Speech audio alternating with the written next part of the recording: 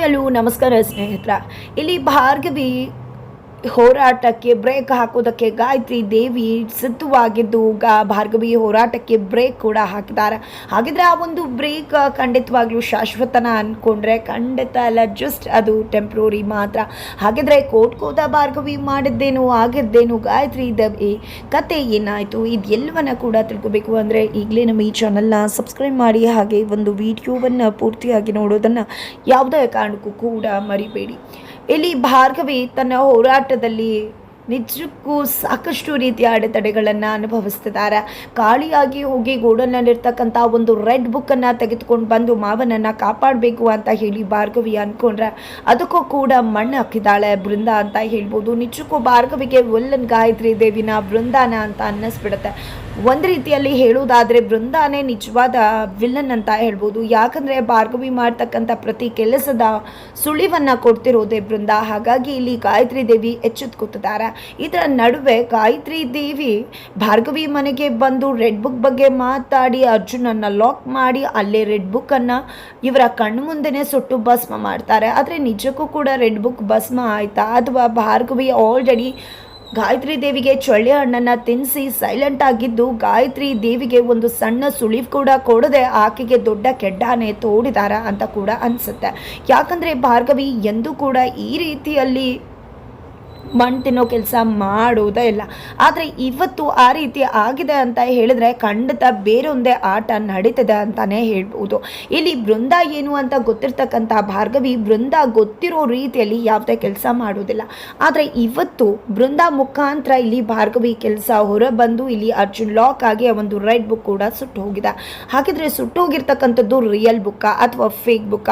Already ಏನಾದರೂ ಭಾರ್ಗವಿ ಆ ಒಂದು ಗೋಡೌನ್ಗೆ ಹೋಗಿದ್ದ ರೆಡ್ ಬುಕ್ಕನ್ನು ಬದಲಾಯಿಸಿ ರೆಡ್ ಬುಕ್ಕನ್ನು ತರಲಿಕ್ಕೆ ಅಂತ ಹೋಗೋ ರೀತಿಯಲ್ಲಿ ಹೋಗಿ ಅರ್ಜುನ್ ಅಲ್ಲಿ ಹೋಗೋ ರೀತಿಯಲ್ಲಿ ಮಾಡಿ ಬೃಂದ ಅದನ್ನು ನೋಡಿ ಬೃಂದ ನಂತರ ಗಾಯತ್ರಿ ದೇವಿಗೆ ತಿಳಿಸಿ ಗಾಯತ್ರಿ ದೇವಿ ಅರ್ಜುನನ್ನು ಲಾಕ್ ಮಾಡುವ ಹಾಗೆ ಮಾಡಿ ಬುಕ್ಕನ್ನು ಸುಟ್ಸಾಕೋ ಹಾಗೆ ಮಾಡಿ ಇದೆಲ್ಲವೂ ಕೂಡ ಭಾರ್ಗವಿಯ ಪ್ರೀ ಪ್ಲಾನ್ಡ್ ಆಗಿದೆ. ಆ ಭಾರ್ಗವಿ ಅಂದ್ಕೊಂಡ ಹಾಗೆಯೇ ಗಾಯತ್ರಿ ದೇವಿ ಎಲ್ಲವನ್ನ ಕೂಡ ಮಾಡಿದ್ದಾರೆ. ಗಾಯತ್ರಿ ದೇವಿಗೆ ಗೊತ್ತಿಲ್ಲದೇನೆ ಅವರ ರೆಡ್ ಬುಕ್ ಅಂತ ಅಂದ್ಕೊಂಡಿರ್ತಕ್ಕಂಥ ಡೂಪ್ಲಿಕೇಟ್ ಬುಕ್ಕನ್ನೇ ಗಾಯತ್ರಿ ದೇವಿ ಸುಟ್ಟು ಭಸ್ಮ ಮಾಡಿಬಿಟ್ಟಿದ್ದಾರೆ. ಖಂಡಿತ ಅಚ್ಚರಿ ಇಲ್ಲ, ಭಾರ್ಗವಿ ಈ ಕೆಲಸ ಮಾಡಿರೋ ಚಾನ್ಸಸ್ ಹೈ ಇದೆ ಅಂತಾನೆ ಹೇಳ್ಬೋದು.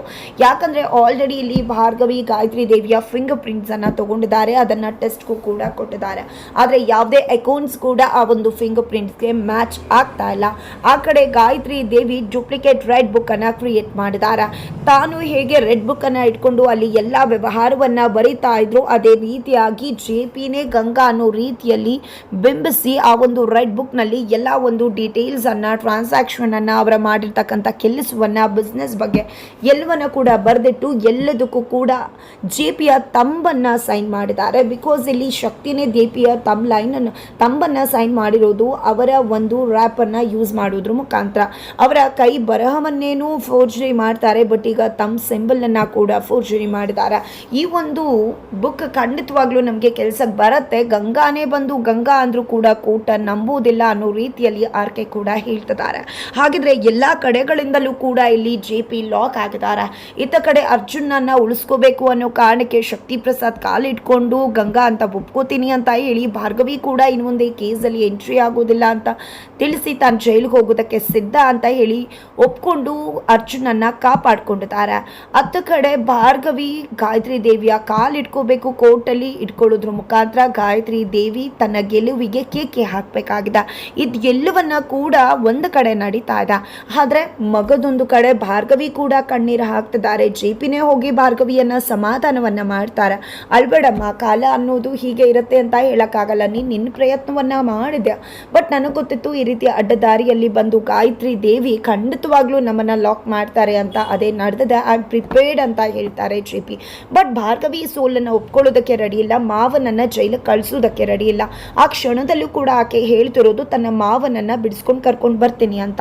ಆದರೆ ಜೆಪಿ ಸಿದ್ಧವಾಗಿಬಿಟ್ಟಿದ್ದಾರೆ ಹೋಗೋದಕ್ಕೆ. ಅದೇ ಕಾರಣಕ್ಕೆ ತನ್ನ ಮಗಳಾಗಿರ್ತಕ್ಕಂತಹ ಸೊಸೆಯಾಗಿದ್ದು ಮಗಳಾಗಿರ್ತಕ್ಕಂತಹ ಭಾರ್ಗವಿಗೆ ತನ್ನ ಕುಟುಂಬದ ಜವಾಬ್ದಾರಿಯನ್ನು ಕೊಟ್ಟು ನಿರಾಳವಾಗಿ ತನ್ನ ಜೀವನದ ಕೊನೆಯ ಹಂತವನ್ನು ತಲುಪುವುದಕ್ಕೆ ಇಲ್ಲಿ ಜೆ ಪಿ ಪಾಟೀಲ್ ಸಿದ್ಧವಾಗಿದ್ದಾರೆ. ಇಲ್ಲಿ ಜೆ ಪಿ ಸತ್ಯವನ್ನು ಸುಳ್ಳನ್ನು ನಾನೇ ಮಾಡಿದ್ದು ಅಂತ ಒಪ್ಕೋತೀನಿ, ನಾನೇ ಗಂಗಾ ಅಂತ ಒಪ್ಕೋತೀನಿ, ಭಾರ್ಗವಿ ನೀ ಕೇಸ್ಗೆ ಎಂಟ್ರಿ ಕೊಡೋದಿಲ್ಲ ಅಂತ ಹೇಳಿದ್ರಿಂದಾಗಿ ಫೈನಲಿ ಗಾಯತ್ರಿ ದೇವಿ ಶಕ್ತಿ ಪ್ರಸಾದ್ ಇಬ್ಬರು ಕೂಡ ಅರ್ಜುನನ್ನು ಬಿಡಿಸಿ ಕಳಿಸಿದ್ದಾರೆ. ಅರ್ಜುನ್ ಮತ್ತು ಭಾರ್ಗವಿ ಇಬ್ಬರ ಕೈ ಹಿಡ್ಕೊಂಡಂತ ಜೆ ಪಿ ಪಾಟೀಲ್ ಇನ್ನು ನನ್ನ ಕುಟುಂಬವನ್ನು ನಿಮ್ಮ ಕೈಗೆ ಒಪ್ಪಿಸ್ತಾ ಇದ್ದೀನಿ, ನೀವೇ ನನ್ನ ಕುಟುಂಬವನ್ನು ನೋಡ್ಕೋಬೇಕು ಅಂತ ಹೇಳಿದ್ದಾರೆ.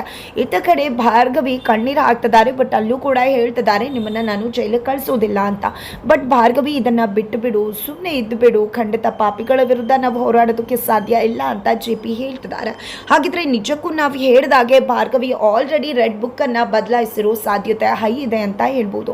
ಇತ್ತ ಕಡೆ ಅಪ್ಪನ ಫೈಲನ್ನು ಕೂಡ ಬೃಂದ ತನ್ನ ಕೈವಶ ಮಾಡಿಕೊಂಡಿದ್ದಾರೆ. ಅದು ಒಂದೇನಾದರೂ ಇದ್ದಿದ್ರೆ ಖಂಡಿತವಾಗ್ಲೂ ಭಾರ್ಗವಿಗೆ ಬೇರೆ ರೀತಿಯಲ್ಲಿ ಸಹಾಯ ಆಗ್ತಿತ್ತು. ಅದು ಕೂಡ ಈಗ ಬೃಂದ ಕೈವಶವಾಗಿದೆ. ಇಲ್ಲಿ ಆ ಒಂದು ರೆಡ್ ಬುಕ್ಕನ್ನು ಇಟ್ಕೊಂಡಿರ್ತಕ್ಕಂಥ ಗಾಯತ್ರಿ ದೇವಿಯ ರೆಡ್ ಬುಕ್ಕನ್ನು ಒಂದು ಭಾರ್ಗವಿ ಚೇಂಜ್ ಮಾಡಿದ್ದಾರೆ, ಐದರ್ ಅದನ್ನು ಬೃಂದ ಚೇಂಜ್ ಮಾಡಿದ್ದಾರೆ. ಯಾಕಂದರೆ ಬೃಂದ ಮುಂದೆ ರೆಡ್ ಬುಕ್ಕಿನ ಸತ್ಯವನ್ನು ಗಾಯತ್ರಿ ದೇವಿ ತಿಳಿಸಿದ್ರು. ಹಾಗಾಗಿ ಬೃಂದ ಏನಾದರೂ ಡುಪ್ಲಿಕೇಟ್ ರೆಡ್ ಬುಕ್ಕನ್ನು ಇಟ್ಟು ಒರಿಜಿನಲ್ ರೆಡ್ ಬುಕ್ಕನ್ನು ಏನಾದರೂ ತನ್ನ ಕಪಿಮುಷ್ಟಿಗೆ ತಗೊಂಡಿದ್ರೆ ಖಂಡಿತವಾಗ್ಲೂ ಇಲ್ಲಿ ಗಾಯತ್ರಿ ದೇವಿಗೆ ಉಳಿಕಾಲ ಇಲ್ಲ. ಬೃಂದ ಎನ್ನುವ ರೆಡ್ ಬುಕ್ಕನ್ನು ತನ್ನ ಸ್ವಾರ್ಥಕ್ಕೋಸ್ಕರ ಬದಲಾಯಿಸಿದಾಳೆ. ಬಟ್ ಯಾರು ಗೊತ್ತು, ಆಕೆ ಬಚ್ಚಿಟ್ಟಿರ್ತಕ್ಕಂಥ ಜಾಗದಿಂದ ಭಾರ್ಗವಿಯ ಬುಕ್ಕನ್ನು ಎತ್ತಿರೋ ಚಾನ್ಸಸ್ ಕೂಡ ಇದೆ. 2-3 ಚಾನ್ಸಸ್ ಇದೆ. ಒಂದು ಬೃಂದ ಎತ್ತದಾಳೆ, ಅದು ಭಾರ್ಗವಿ ಕೈಗೆ ಸೇರ್ಕೊಂಡಿದೆ. ಇಲ್ಲ ಅಂದರೆ ಆಲ್ರೆಡಿ ಭಾರ್ಗವಿ ಆ ರೆಡ್ ಬುಕ್ಕನ್ನು ಚೇಂಜ್ ಮಾಡಿ ಗಾಯತ್ರಿ ದೇವಿಯನ್ನು ಕೆಡ್ಡಾಗೆ ಬೀಳಿಸೋ ಕಾರಣವಾಗಿ ಅರ್ಜುನ್ ಮತ್ತು ಭಾರ್ಗವಿ ಸೇರಿಕೊಂಡು ಹೊಸದೊಂದು ನಾಟಕವನ್ನು ಮಾಡಿ ಇಲ್ಲಿ ಗಾಯತ್ರಿ ದೇವಿಯನ್ನು ಡೈವರ್ಟ್ ಮಾಡಿ ಕೋರ್ಟ್ಗೆ ಎಂಟ್ರಿ ಕೊಟ್ಟು ಗಾಯತ್ರಿ ದೇವಿ ತುಂಬ ಬಿಂದಾಸ್ ಆಗಿ ಬಂದು ಹಾಗೆ ಕಟಕಟೆ ಮೇಲೆ ನಿಂತು ಜೈಲಿಗೆ ಕಳಿಸೋದು ಅವರ ಪ್ಲ್ಯಾನ್ ಆಗಿರ್ತಕ್ಕಂಥ ಸಾಧ್ಯತೆ ಇದೆ. ಖಂಡಿತ ಏನೋ ಒಂದು ನಡೆಯುತ್ತೆ, ಬಟ್ ಫೈನಲಿ ಜೆ ಪಿ ಅಂತೂ ಖಂಡಿತ ಜೈಲಿಗೆ ಹೋಗುವುದಕ್ಕೆ ಸಾಧ್ಯನೇ ಇಲ್ಲ. ಯಾಕಂದರೆ ಭಾರ್ಗವಿ ತನ್ನ ಮಾವನನ್ನು ಉಳಿಸ್ಕೋತಾಳೆ, ಅಪ್ಪನ ಸಾವಿಗೆ ನ್ಯಾಯವನ್ನು ಕೊಡಿಸ್ತಾಳೆ. ಆಕೆ ತನ್ನ ಅಪ್ಪನ ಸಾವಿಗೆ ನ್ಯಾಯ ಕೊಡಿಸ್ತೀನಿ ಅಂತ ಶಪಥ ಮಾಡಿ ಅಪ್ಪನ ಕೆಲಸವನ್ನು ಪೂರ್ತಿ ಮಾಡ್ತೀನಿ ಅಂತ ಶಪಥ ಮಾಡಿರೋದ್ರಿಂದಾಗಿ ಮಾವನನ್ನು ಬಿಡಿಸ್ತೀನಿ ಅಂತ ಹೇಳಿರೋದ್ರಿಂದಾಗಿ ಖಂಡಿತ ಭಾರ್ಗವಿ ಸೋಲೋದಕ್ಕೆ ಸಾಧ್ಯನೇ ಇಲ್ಲ ಅಂತ ಹೇಳ್ಬೋದಾಗಿದೆ. ಕೊನೆಗೂ ಕೋರ್ಟ್ ಮತ್ತೆ ಬಂದಿದ್ದಾರೆ. ಎಲ್ಲರೂ ಕೂಡ ಜೆ ಪಿ ಕಟಕಟೆ ಮೇಲೆ ನಿಂತಿದ್ದಾರೆ.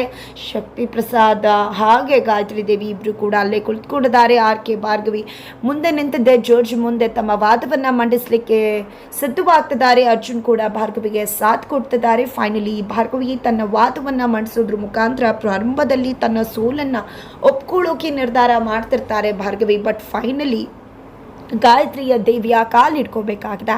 ಅದು ಗಾಯತ್ರಿ ದೇವಿಯ ಇಚ್ಛೆ ಆಗಿತ್ತು, ಕೋರ್ಟ್ನಲ್ಲಿ ನನ್ನ ಕಾಲಿಡ್ಕೋಬೇಕು ಭಾರ್ಗವಿ ಅಂತ ಹೇಳಿ.